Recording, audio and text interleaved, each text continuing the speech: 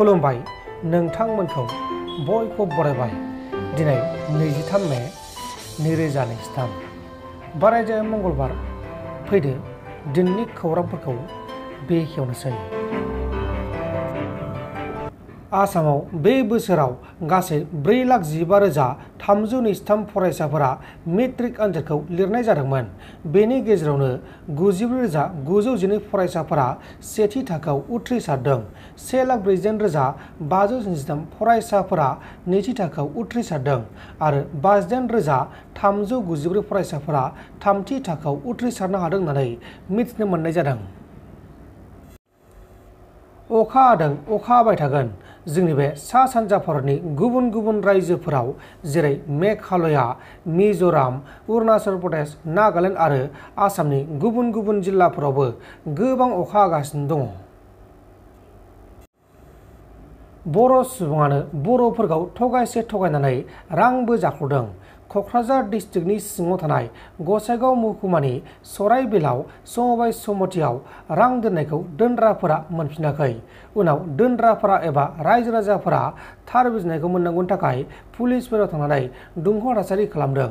रायजोफोरा बुंनाय बायदिब्ला कन्डिसन नार्जारिया 5 कोटिनिबो बांसिन रांखौ जाख्ल'दों। अदेबानि कन्डिसन नार्जारिया रांखौ खाङै खाङै जाख्ल'दों। कन्डि एजेन्टफोर बन्द' खालायदों। जोङो मिथिया, जोंनो थाखाखौ जोंनो नांगौ। जे मानसिनि आखायाव होदों बे मानसिनि आखाइनिफ्राय जोंनो थाखाखौ नांगौ। बेसेबां खरि होदों नामा नोंसोरो? सोरबा 50 दोनदों, सोरबा 100, सोरबा 1000 दोनदों दिनावनो। दा हाजार बे मानसिया जेबो नङा। सराइबिल एरिया बेनावनो। बेसेबां थाखासो जादों बायदि? बेनाव खररसो थाखायानो। कन्डिसन नास्रायबिलनि बिनि न'आ सुरिबारियावबो दं, नास्रायबिलावबो दं। ओमफ्राय बेहा जेरावबो हा दङ।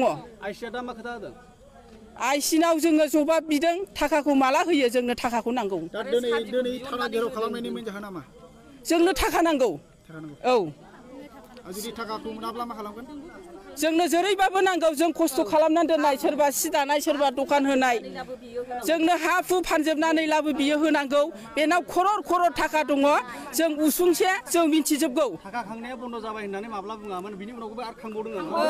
डिसेम्बर 30 थारिखआव। ओमफ्राय बिनि उनावबो बियो खांदों। सिल होनानैबाबो बियो थाखाखौ खांदों। बन्द' खालामथ'। बुंफिनो नामा?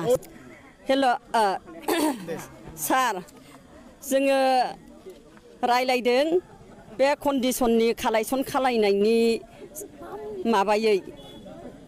जेनेबा बियो दिने सानफ्रामबो सोरनावबा 100, सोरनावबा 50 थाखा, सोरनावबा बेबायदिनो 300 थाखा, सोरनावबा 500 बेबायदि खाङो। नोंथाङा मा खालामनानै फैसाखौ बे दोनहरोमोन?